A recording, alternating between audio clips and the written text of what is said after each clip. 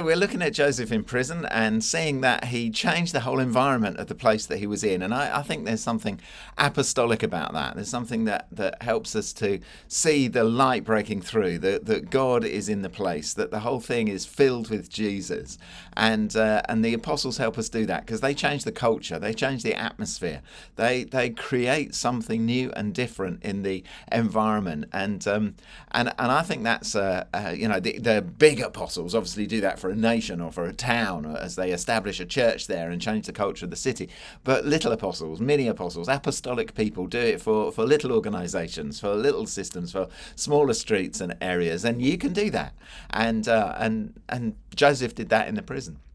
He was also someone who was pastoral. He cared for the prisoners, gave attention to them, and bound up the wounds of the prisoners when they arrived, and no doubt talked to them about their emotional hurt and their mental turmoil as well as they relocated from being a top civil servant to a prisoner of indefined length.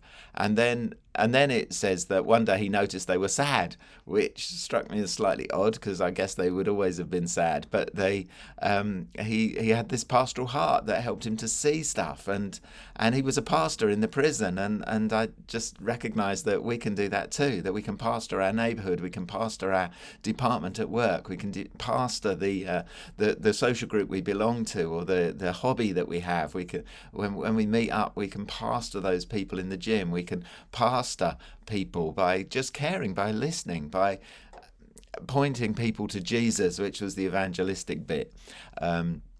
I found that quite challenging when it says interpretations belong to God, tell me your dreams. And of course, he needn't have said interpretations belong to God. He could have just said, tell me your dreams, like I would have done. But he wanted to make sure that they were aware that there is a God with whom they have to deal, that a God who cares for them, who's interested in them, who's concerned about their dreams.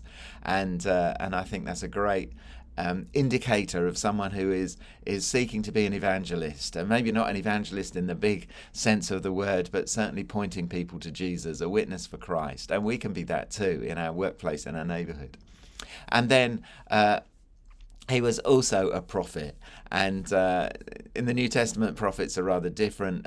We're meant to strengthen, encourage, and comfort people with words from heaven, and I think that we can do that again. And so it'd be great to talk tonight about how you're doing that, what's going on, how it's better than it was a year ago, what has happened in the atmosphere, what's happened to your witness, what's happened to your pastoral concern and care, what's happened to the people around you over the last year or two. What are you praying for and expecting for the next year as you seek to be apostolic, prophetic, pastoral, and evangelistic where you are Monday to Friday, Monday to Saturday. Bless you. And we trust that as you do these stuff, Jesus will fill all things in accordance with his plan for the universe. See you soon. Bless you. Bye-bye.